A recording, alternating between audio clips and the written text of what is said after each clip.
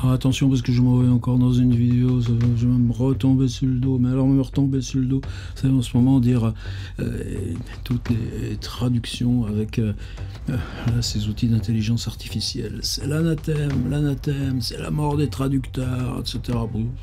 Pour moi non, si tu rentres une phrase de H.P. Lovecraft là dans le meilleur traducteur automatique, bah tu peux pas imaginer comme c'est plat, c'est mou quoi. Tu tripotes du mou quoi. Donc de toute façon, oui, mais est-ce qu'on n'a jamais traduit sans dictionnaire? Alors évidemment, même c'est ça qui est important. Tu travailles, y compris quand tu travailles toi la langue française. Moi, je me sers beaucoup du littré longtemps, bien avant de me lancer vraiment. Non, mon premier livre, c'était mon petit Robert Chéry, c'était le Grévis avec ses listes d'usage, etc. Bon, évidemment, c'est toi qui fais le travail de tri et d'interprétation, mais toute la base de tri, elle est fournie. Quand tu lis, par exemple, Saint John Perse, lui, il se sert du Furetière. C'est quoi le Furetière? Dictionnaire du XVIIe siècle. T'as un gros truc du CNRS, alors je sais plus comment ça s'appelle, CRTL, etc. Enfin bon, mais en tout cas, par exemple, maintenant, quand tu cherches, alors moi, tiens, il est là, toujours affiché sur ma porte, c'était quand est arrivé le CD-ROM, oh là là, j'ai acheté le premier CD-ROM littré, tout d'un coup, hop là, tous les grands littrés qui est au-dessus de ma table, eh ben, je l'ai intégré à mon ordinateur, et depuis, littré est toujours resté dans mon ordinateur, ce qui fait que même maintenant, il est intégré la recherche Mac. C'est-à-dire, si je vais ici, là, tu as un petit truc là. Hop là, saisir un mot à rechercher dans Littré, Wikipédia, Dictionnaire Apple, New Oxford American Dictionary, Oxford American Writers Thesaurus, Oxford Hachette-Foran. Alors mais c'est à toi de faire ton bassin de vocabulaire. Si je cherche un mot sur le web, ça je vais l'enlever parce que j'ai pas besoin, eh bien, je vais utiliser un bassin de dictionnaire. C'est-à-dire, j'entre le mot et alors, je suppose qu'on peut imaginez par exemple que je rentre dans Google Littré, Robert, CNRS, Furetière. Et qu'est-ce qui m'envoie? Je clique devant vous, le monde d'un trésor à l'autre. Trésor, tu vois, c'est un article qui dit justement ça, Furetière, Becherel, l'Académie, Littré, Paul Robert. On a un dico des dictionnaires. Et ensuite, tu peux aller directement sur le Robert, etc., etc. Mais tu as même un musée virtuel des dictionnaires. T'imagines ça? Furetière en 1690, celui de l'Académie en 1694. Ce dictionnaire figure l'ouvrage de Littré, Émile et de Paul Robert, plus le CNRS, plus l'INALF, plus le dico. Alors on revient encore dico des dictionnaires. Voilà la tête à Furetière qui apparaît, et même sur le site de cette brave Académie française. Je milite pour la dissolution de l'Académie française. Le dictionnaire de Jean Nicot, de Pierre Richelet, d'Antoine Furetière qu'on retrouve encore, Thomas Corneille, Gilles Ménage, Pierre Bayle, dictionnaire de Trévoux, oh là là, il est super celui-là, le Trévoux, dictionnaire de bon, j'en passe et j'en passe et j'en passe, évidemment Larousse et Alain Rey, le Robert historique de la langue française, mais tu peux entrer là une occurrence de mots et tu vas aller la chercher sur tes sites, sur l'ensemble de ces dictionnaires, et tu vas retrouver la RTLF, etc., etc. Alors, qu'est-ce que c'est ces trucs d'intelligence artificielle? Alors, du coup, il y a longtemps que quand on...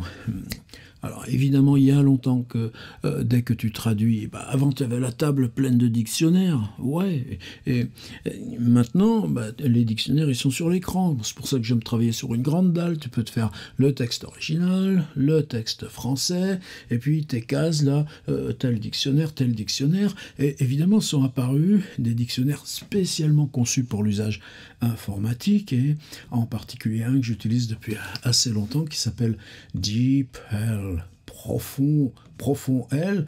Et là, saisissez votre texte pour le traduire. Détection automatique, il va saisir automatiquement la langue. Ici, tu choisis la langue cible. Alors, pourquoi c'est commode? C'est commode, par exemple, quand tu cherches à rédiger des courriers. Tu écris, là, par exemple, on discute beaucoup là avec mon éditeur chinois. Je viens de recevoir des en chinois. Évidemment, elle m'écrit en français, mais moi, quand j'écris, je fais une traduction automatique en chinois simplifié. C'est simplifié, mais quand même, je trouve ça presque là maintenant qu'on s'adresse à une sorte de mode de politesse. Tu écris, tu as la transposition de langue, et si c'est une traduction de l'anglais, tu peux vérifier quand même qu'il ne dit pas de bêtises. Et évidemment, c'est ce dictionnaire-là qui inclut tes propres, ce que tu amènes toi. C'est-à-dire, alors comment ça fonctionne? Attention, j'en sais rien. Est-ce qu'il archive toutes les demandes pour aller faire des essais d'interprétation, constituer des bases de données d'interprétation locale? Alors c'est génial parce que tu as une fonction où tu archives sur ton propre ordinateur l'ensemble des recherches que tu fais. Alors là, ce qu'on appelle OpenAI, Artificial Intelligence, intelligence artificielle, attention, se méfier. Non seulement j'en suis conscient, mais regardez, est-ce que vous connaissez ce livre? C'est paru chez Flammarion. Ap Open, c'est un dessinateur que je connais pas. Laurent Daudet, c'est un balèze, c'est un gars qui a fondé des boîtes d'intelligence artificielle en France, et dans les plus pointus, y compris dans ce truc-là de comment faire fonctionner ce qu'on appelle LLM, là, Language Truc Média, c'est-à-dire des bases très spécialisées, mais qui vont consommer bien moins d'énergie, que vous pourrez héberger localement. C'est une bande dessinée sur tout ce qui est le versant technique, mais aussi le versant éthique, là, de tous ces outils d'intelligence artificielle par quelqu'un qui les pratique. Donc, croyez-moi, je ne suis pas naïf. Et dans mes exercices de traduction, dans mon exercice de la traduction, je sais bien que, par exemple, c'est quoi le danger? Tu traduis H.P. Lovecraft, tu restes là sur une phrase, c'est presque des mots croisés, c'est un univers, des syntaxes, des trucs comme ça. Si tu prends un fichier, c'est-à-dire que dans DeepL, tu peux même faire importer un fichier. Tu importes le fichier, hop, tu as une version française. Tu as une version, mais ça va être une version moyenne. Alors si tu commences par dire je prends ma version moyenne et j'essaye là de la rendre, de l'aiguiser comme on fait avec une vieille lame de couteau, ça marchera pas. Et là, évidemment, je suis bien conscient que dans le monde là industriel de la traduction utilitaire, maintenant c'est ce qu'ils pratiquent. C'est-à-dire, on dit au traducteur, tu n'auras pas 23 balles par page, on te paye un forfait de temps, mais voilà là la version RAW obtenu par DeepL ou un autre, je suppose qu'il en existe plusieurs, même si DeepL est le plus utilisé, et toi tu vérifies par rapport au texte, et puis voilà, tu produis une sorte de révision, de correction d'après l'usage. Non, nous, ça marche pas comme ça. Pour tous ces gens qui travaillent la traduction, et quand tu vois par exemple la quantité de masters d'anglais, etc., oh là là, mais surtout, j'entre pas. Je vous ai dit, on est en terrain vaseux, mais c'est pas à ce niveau-là qu'il faut travailler. Et si un manuel technique peut être... moi, c'est quoi l'avantage? L'avantage, c'est que, évidemment, tu recherches des traductions, tu trouves des traductions du 19e siècle, tu trouves des vieilles traductions, tu reviens à la langue originale. Ah ouais, mais quand tu utilises ce truc-là comme une espèce de production de lecture, ce qui a un autre versant, par exemple, sur YouTube. Évidemment, je fais beaucoup de veille sur tous ces usages-là. Donc, j'écoute des chaînes. Souvent, c'est des trucs hyper compliqués qui parlent très très vite, etc. Bon, je mets le sous-titrage, mais je le mets en anglais, le sous-titrage. N'empêche que l'outil d'intelligence automatique, là, en tout cas YouTube, ça fait maintenant une bonne année ou 2 ans. Il commence toujours par les grosses chaînes, et puis ensuite il généralise. Par exemple, maintenant, maintenant, ils font aussi, il y a des grosses chaînes, les chaînes les plus balèzes, tu vois, les plus balèzes quantitativement, directement, le gars, tu entends une voix synthétique qui te dit en français. Ça, je supporte pas. Donc, soit, si c'est vraiment compliqué, je peux mettre, affiche-moi le sous-titre en langue française, quelle que soit la langue que le type parle. Enfin, en tout cas, je crois qu'il y a 35 ou 40 langues ou 80 qui sont déjà comme ça. Ou bien, tout simplement, tu me sous-titres en anglais ce que le type me dit en anglais. Parce que là, même si c'est compliqué, avec l'affichage, je verrai. Et inversement, c'est-à-dire que depuis que ces outils-là existent, eh bien, tu cliques sur n'importe quelle vidéo à moi. Si tu es français, évidemment, tu vas voir que le sous-titrage, ben, des fois, il y a des approximations où il ne comprend pas, etc. Ouais, c'est facile de rigoler. N'empêche que si tu es en Allemagne, si tu es au Danemark, si tu es aux US, si tu eh ben, tu regardes une vidéo de cette espèce de type là qui dit des trucs, eh ben, si tu mets le sous-titrage français, certainement qu'on comprendra mieux. Et je vois bien que la progression là, de mes deux chaînes, Atelier et Carnet, maintenant dans les zones non francophones, ça monte, c'est grâce à ces trucs-là. Alors où j'en vais Alors où j'en vais, ça c'est beau de dire où j'en vais. Tu vois par exemple, un traducteur automatique, genre, il te dirait jamais où j'en vais. Alors que moi, je suis fier d'avoir dit là où j'en vais. C'est à cause de Gert Rothstein, parce que je suis beaucoup en ce moment dans Gert Rothstein, et en particulier dans The Making of Americans, et là, j'ai bien l'intention là aussi d'en faire non seulement une proposition d'écriture dès demain, mais de revenir là sur ce livre qui me fascine de plus en plus à mesure que je rentre, et à mesure que je rentre, je commence à avoir une vraie approche de ça. On a des textes théoriques, d'ailleurs quelques-uns traduits en français, édition de Chloé Thomas, ça c'est aux éditions Normal Sup, formidable, là, 3 conférences de Gert Rothstein sur narration, sur prose et poésie, et c'est génial. Et on a évidemment tout le travail là, alors, par exemple, évidemment, autobiographie de Elisabeth Totless, traduit et annoté par Martin Richer. Là, tout d'un coup, enfin, depuis qu'il y a ce boulot de Martin Richer, on est capable de lire Gert Rothstein en français, dans son ambition de langue, et c'est le même Martin Richer, est-ce que c'est même édition Cambourakis, qui a fait aussi l'introduction de Jacques Roubaud, Mrs. Reynolds, donc là, Gert Rothstein dans l'exercice du roman. Ouais, mais Gert Rothstein, même dans le monde anglo-saxon, ben, c'est pas fastoche. Et là, il y a cette édition-là que moi j'ai depuis longtemps, c'est uniquement The Stein Reader, que j'avais acheté là, à San Francisco City Lights. Ben, c'est que des textes là qui, globalement, faire des affaires à Baltimore, She's Dancing, elle danse, ne sont pas traduits. Et évidemment, si tu rentres ça, là, par exemple, She's Dancing, dans Deep Hell, il va se planter parce qu'il ne saura pas reconnaître les genres. Gert Rothstein travaille grammaticalement sur les élisions de genre, ben, ça ne marchera pas. Simplement, Gert Rothstein, elle travaille en permanence sur la grammaire.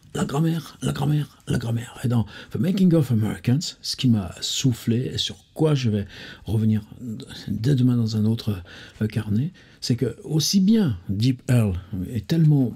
Bon, ça va pour les courriers, ça va pour lire très vite un article, une conférence. Évidemment, maintenant, tu prends n'importe quel, tu veux chercher un truc pointu, tu tombes dessus sur un site scientifique, etc. Tu dis à ton navigateur de te le traduire, ça marche, il n'y a pas de problème. Tu peux afficher en ce moment, par exemple, les amis israéliens, artistes israéliens, vidéastes, etc., que je lis sur Instagram. Eh bien, là, il y a une fonction traduire de l'hébreu, et je peux suivre là vraiment sans le filtre informatif là de mon pays, etc. Bon, donc tout ça, c'est ce qui bascule de façon maintenant irréversible. C'est quoi? C'est que, comme le reste, autrefois, fallait aller chez le photographe pour se faire une photo. Bah, tu continues toujours d'aller chez le photographe pour faire une photo normalisée, passeport, etc., etc. Mais photos, il y en a, ils disent qu'avec leur téléphone, ils en font. J'y crois pas, mais chacun, regardez, tiens, par exemple, là, moi, je m'enregistre avec un petit magnétophone. Les musiciens, ils ont bien compris. Il n'y a plus de chant réservé. Donc, la traduction, irréversiblement, elle est passée à ça. Alors, est-ce que ça induit d'aller vers un saut en avant, ou est-ce que ça induit, là, par exemple, si tu cherches à publier, là, sur KDP, là, nos livres en print on demand, quand tu les rentres, là, ils te demandent de dire, avez-vous utilisé l'intelligence artificielle pour produire votre texte? Bon, évidemment, c'est-à-dire qu'avec les outils genre ChatGPT, tu peux produire à l'appel. Non, mais ça marche pas. Pour l'instant, encore, ça marche pas. N'empêche que si on n'est pas durement et pointu en veille sur ces questions-là, si on n'est pas soi-même à manipuler, à travailler, là, le mur, ça va aller vite dedans. Mais où sont mes outils d'intelligence artificielle? Tu ouvres Photoshop et puis tu dis, tiens, là, la petite bagnole dans le bout, là, je vais la gommer. Intelligence artificielle. Rendre ce truc un peu plus net. Intelligence artificielle. Bon, retour à Gertrude Stein. Gertrude Stein, How to Write, parle de la narration, de la phrase, du paragraphe. Elle parle de la phrase et le paragraphe. Et quand elle ouvre son chapitre sur phrase et paragraphe, d'ailleurs c'est marrant parce qu'il commence par une phrase en français. Tout d'un coup, évidemment, elle vivait en France. Qu'est-ce que c'est cette comédie d'un chien? Que le dit train est bien celui qui doit les conduire à leur destination, manifestement éveillé. Pourquoi il y a cette phrase en français qui commence? Ouais, mais a priori, elle aurait mieux fait de tout écrire en français parce que depuis, personne n'a réussi. Et ensuite, il y a ce chapitre, la phrase et le paragraphe, et comme sous-titre, une phrase n'est pas émotionnelle, un paragraphe l'est. Mais il n'y a pas de ponctuation. A sentence is not emotional, a paragraph is. Avec un S majuscule à sentence et un P minuscule à paragraphe. La phrase n'est pas d'émotion, le paragraphe si. Même dans 10 pages. Allez, faisons l'expérience de suite.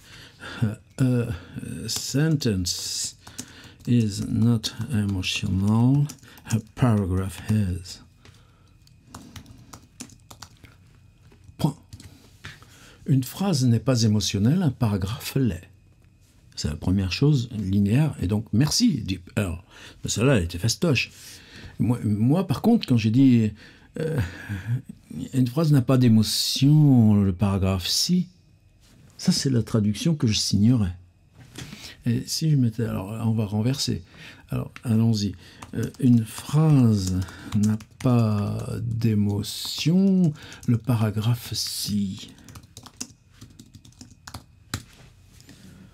A sentence has no emotion, a paragraph have. Voilà, il se plante. Tu vois? Pourquoi il ne faut pas avoir peur? Une phrase, aidons-le, n'est pas émotionnel. Le paragraphe si. The paragraph have, toujours. Donc le paragraphe si ne connaît pas l'usage grammatical du si, comme je l'emploie. Une phrase n'est pas le paragraphe si. Lui, il ne peut pas comprendre. Et c'est pour ça que le danger, c'est par exemple, si tu te dis, je me sers d'un outil comme ça pour traduire mon Lovecraft, c'est-à-dire qu'il te propose déjà des modèles moyens. Et on ne traduit pas en faisant passer un modèle moyen vers un usage plus aiguisé. Non, il faut que la tension silencieuse que tu as sur le choix du bassin de mots, de l'articulation, elle soit déjà dans l'aporie, j'allais dire, dans le truc irréductible. Et de l'irréductible, tu peux revenir, tu peux lisser. Mais quand Gertrude Stein écrit directement, grammaire, quand tu rentres, The Making of Americans, tu lis le texte en français, ce que je ferai demain, et t'es scié. On traduit couramment Gertrude Stein avec un logiciel de traduction, intelligence artificielle. Pourquoi? Parce que justement, la langue est tellement aiguisée chez elle que tout passe par la grammaire. Attention à cette nuance près. Alors, how to write, personne n'a jamais réussi. Alors, on va essayer de faire un petit truc, d'aller voir how to write, et si on peut faire un essai de traduction automatique, là, par exemple, de ce chapitre-là, sur les phrases. Et on va le faire ensemble. Alors, qu'est-ce qu'on va faire? On va d'abord aller chercher le how to write. Je passe par Anna's Archive, c'est tellement bon, sans que ça existe. Mais vous savez que là, eux-mêmes, ils disent on est le miroir de C-Hub, de LibGen, we scrape open source, de Doxio and more, etc. C'est complètement dingue, mais c'est un outil de travail. Ce qui est juste bizarre là, avec cette archive-là, c'est que tu arrives à lire des livres. Là, par exemple, j'avais lu le dernier Volodine avant qu'il soit en librairie. Donc, d'où viennent les fuites? D'où viennent là, les détournements là, qui font que les PDF éditeurs et les EPUB soient directement déjà sur les plateformes pirates avant. Même ça, c'est pas le truc. Mais là, maintenant, il semble que, là encore, c'est le verrou mental qui saute. C'est plus la question de dire est-ce que tu préfères Modiano parce que tu le tires gratos ou parce que ta pile de folio elle s'écroule dans tous les sens. Non, c'est pas ça. C'est que si tu as cet outil-là, par exemple d'un Modiano complet, bah, tu fais des recherches et des occurrences. Tu cherches bar, tu cherches bistrot, tu cherches rue, tu cherches quartier, et puis tout d'un coup tu as des modes d'exploration. Et alors aux États-Unis ils ont le fair use, nous on l'a pas, mais moi je dis comment je travaille. Alors, on va entrer Gertrude Stein, how to write. Et hop là. Toujours du clavier en direct, ça peut être. Et voilà. Et si je cherche en français, évidemment, non, hein, tu vois, je ne l'ai pas.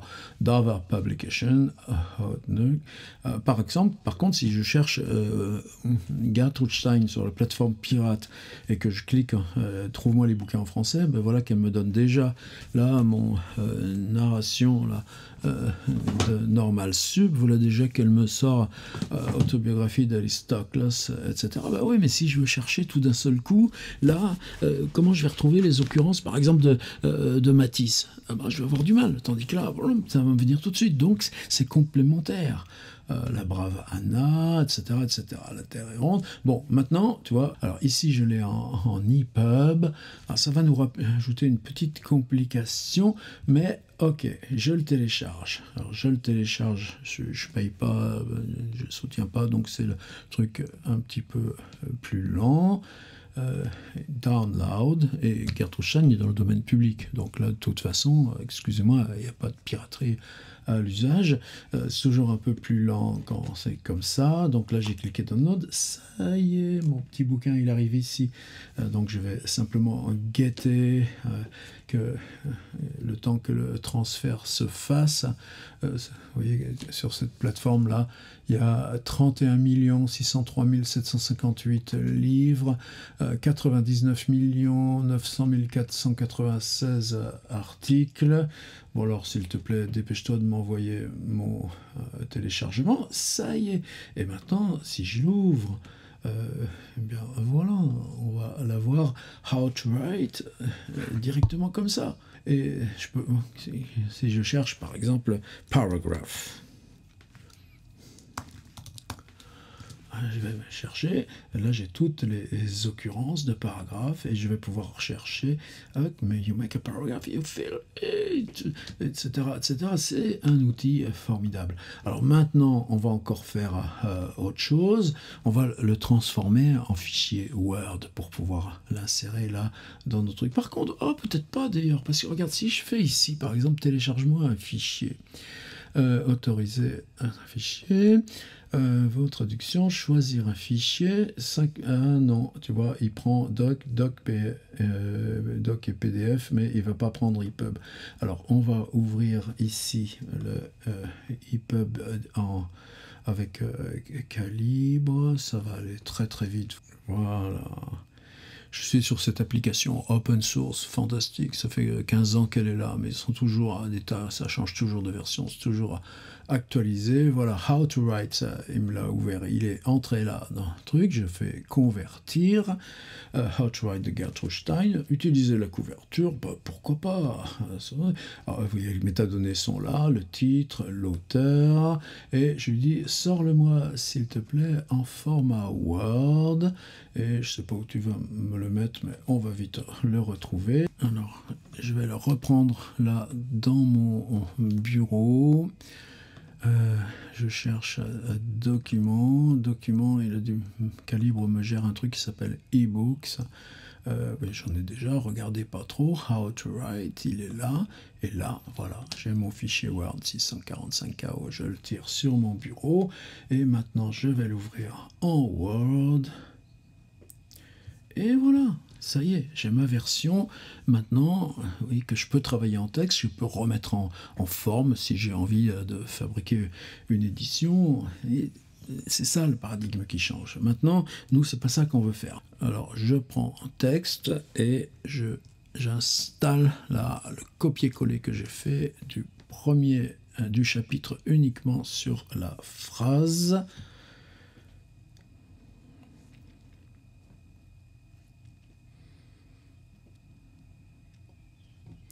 Et voilà. Et cette dernière phrase qu'on avait regardée ensemble, please have half where they are finished. S'il vous plaît, ayez la moitié où ils sont finis. Ouais, ben tu vois, ça va pas marcher. C'est négatif. Mais, si on passe comme ça, si on essaye d'aller regarder de plus près, en quoi je dis que ça peut m'aider si je le lis comme ça en bilingue? Théâtre, un nom, a noun, theatre. Un nom, le théâtre, un nom, comme une chance, un nom, pouvait avec les mains, might, un nom, on pourrait avec les mains. Et il pourrait se rappeler que c'était un lundi, un substantif, il pourrait, un nom, pourrait avec les mains, un nom, pourrait avec les mains, un nom, il pourrait se souvenir avec les mains, un nom, il pourrait se souvenir avec les mains qu'on était lundi, un verbe, leur manière, un verbe, la manière dont ils traitaient leurs chameaux, un verbe, ils les acceptèrent à la manière dont ils avaient reçu les leurs en cadeau, un verbe. How have sentences? Comment ou avoir ce qu'est une phrase, sentence. Comment ou avoir, point. C'est une phrase. Comment ou avoir. Et pourtant, elle vient de nous dire 3 fois que quand tu associes des mots qui ne sont pas là destinés à être associés, la phrase et le sens, non. C'est how, comment ou have, avoir. Comment ou avoir? Eh ben, sentences, comme a paragraph is, c'est une phrase. Et là, tu vois, ils n'ont pas un comment ou une phrase est non, c'est pas ça, Gertrude Stein. Made or make a meaning. Est-ce que ça avait eu ou est-ce que ça fabrique du sens? Ainsi faiblement commence la phrase. Mais prenons par exemple ça. L'équilibre d'une phrase est un mont et un rond. The balancing of a sentence is mound and round. L'équilibre, balancing, la bascule d'une phrase, la balance, comme dans un son on fait une balance, la balance d'une phrase, c'est le mont et le rond. Bah, moi j'irais. L'équilibre d'une phrase, c'est ça où tu vois comment l'outil de traduction intelligence artificielle peut t'aider ou pas. The balancing of a sentence is round and round. Toi, tu vas rester 2 heures là-dedans. Alors, moi, ça me gêne pas, là, d'avoir une espèce d'ombre falote, donc, est un monticule, un rond. Tu sais, bah non, je ne vais pas utiliser ça, mais ça m'aide à me dire, balancing, équilibre, ou si j'y vais fort, là, le soundcheck, la balance, la balance d'un son, ou la balance d'une phrase, et round and round, et mont et rond, un mont c'est nominal, rond, un adjectif, oui, mais là j'y serai. They will thank you anywhere. Oh, n'importe où ils vous en remercieront. What is a sentence? Et là, tu vois, il m'a mis un point d'interrogation. Mais non! What is a sentence? C'est ce qu'est une phrase. Une phrase est un double, un duplicata. Une phrase, là, je ne mettrais pas un double, tu vois. Il me dit, une phrase est un double, et ensuite, il prend un exact duplicate. Non, elle répète, duplicate.